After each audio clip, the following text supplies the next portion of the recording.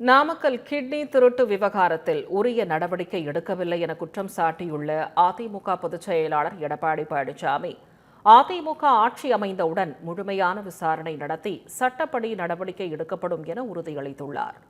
திருச்சி மாவட்டம் மண்ணச்சநல்லூரில் பொதுமக்கள் மத்தியில் அவர் பேசியதை மினி டாக்ஸ் பகுதியில் பார்க்கலாம். அவர் திமுக கட்சி சேர்ந்த சட்டமன்ற உறுப்பினர். அவர் மருத்துவமனையில் அந்த கிட்னி அறுவை சிகிச்சையில் முறைகேடு நடந்ததாக அரசாங்கத்துக்கு புகார் போகுது. பிறகு தவறு நடந்தது என்று தெரிவிக்கப்பட்டவுடன் அந்த உறுப்பு மாற்று அறுவை சிகிச்சையுடைய அனுமதியை ரத்து பண்ணிட்டாங்க. அனுமதியை ரத்து பண்ணியாச்சு. ஆக ஆளுங்கட்சி எம்எல்ஏ, ஆளுகின்ற கட்சி திமுக அரசாங்கம், அந்த அரசாங்கமே முறைகேடு நடைபெறுவதாக கண்டுபிடிக்கப்பட்டு அந்த அரசாங்கமே உறுப்பு மாற்று அறுவை சிகிச்சையுடைய அனுமதியை ரத்து செஞ்சிருக்குது. அப்படின்னா தவறு நடந்திருக்குல்ல, உண்மைதானே?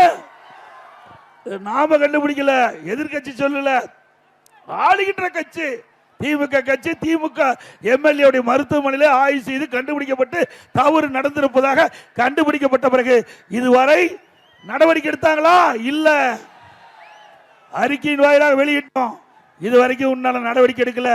திராவிட முன்னேற்ற கழக அரசு இன்றைக்கு உயர்நீதிமன்றம், மதுரை உயர்நீதிமன்ற கிளை இதுக்கு வார்னிங் கொடுத்திருக்குது, எச்சரிக்கை கொடுத்திருக்குது. உறுப்பை திருடுவது குற்றம். ஒரு மனிதனுக்கு உறுப்பு முக்கியம்.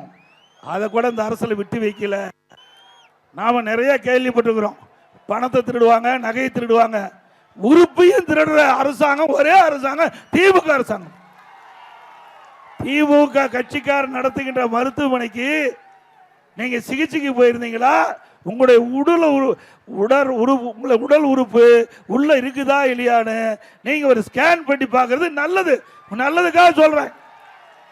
வறுமை என்பது ஒரு மனிதனுக்கு மிக கொடுமையானது. அந்த கொடுமையை பயன்படுத்தி இப்படிப்பட்ட பணக்காரர்கள், இப்படிப்பட்ட பதவியில வைக்கின்றவர்கள் ஏழைகளை வயிற்றை அடித்து ஏழைகளுடைய உறுப்புகளை முறைகேடாக எடுப்பது குற்றம். நீங்கள் நடவடிக்கையை எடுக்கப்பீர்கள் என்று நம்புகிறோம். நீதிமன்றத்தில் வழக்கு இருக்குது. அனைத்து இந்திய அண்ணா திராவிட முன்னேற்ற கழக அமைந்த பிறகு இதற்கு முழுமையான விசாரணை மேற்கொள்ளப்பட்டு இந்த தவறு நடந்திருந்தால் சட்டப்படி நடவடிக்கை எடுக்கப்படும் என்பதை தெரிவித்துக் கொள்கின்றேன். நீதிமன்றமே குறிப்பிட்டிருக்குது. இது மிக மிக கொடுமையானது.